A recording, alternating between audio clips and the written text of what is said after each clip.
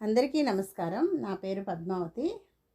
ఇప్పుడు ఉగాది పచ్చడి గురించి కొంత సమాచారం వినండి. ఉగాది యుగాల వేడుక, తరాల పండుగ.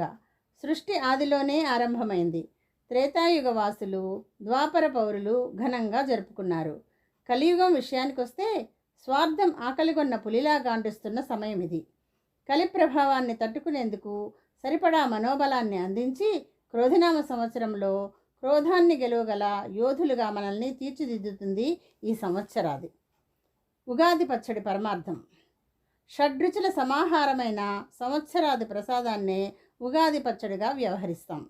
దీనికి ఆరంటే ఆరే దునుసులు కావాలి. రుచి కోసమో అలంకరణ కోసమో అదనపు పదార్థాలు జోడించడం సరికాదు. అది పరమాత్మకు నివేదించిన తర్వాతే స్వీకరించాలి. పచ్చడిలోని ప్రతి దినుసులో ఆరోగ్య ఫలము, వికాస సూత్రము అంతర్లీనంగా ఉన్నాయి.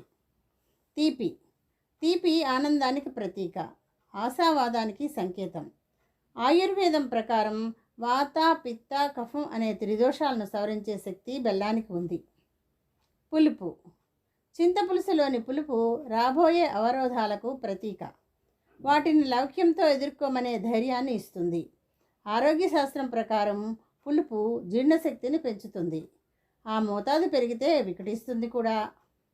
ఉప్పు, కారం మనలోని అంతర్లీన శక్తిని గుర్తు చేస్తాయి. ఉప్పు కారం తగ్గితే వంటలో రుచిపోతుంది. పొరపాటున పెరిగితే నాలుక నా వల్ల కాదంటూ మొరాయిస్తుంది. మధ్యస్థమైన ఆహారాన్నే పొట్ట హరాయించుకోగలదు. జీవితంలోనూ ఇలాంటి సమతౌల్యమే అవసరం. చేదు భోజనంలో అయినా జీవనంలో అయినా అనివార్యమైన రుచి. అయిష్టంగా అయినా ఆమోదించాల్సిందే.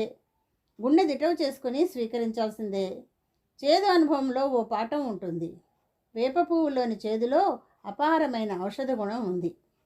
వగరు వసంతం అందించే పసందైన పంట మామిడి. వగరు ఆశ్చర్యానికి బండగుర్తు. జీవితం నిబిడాశ్చర్యాల సమాహారమని గుర్తు చేస్తుంది ఈ రుచి.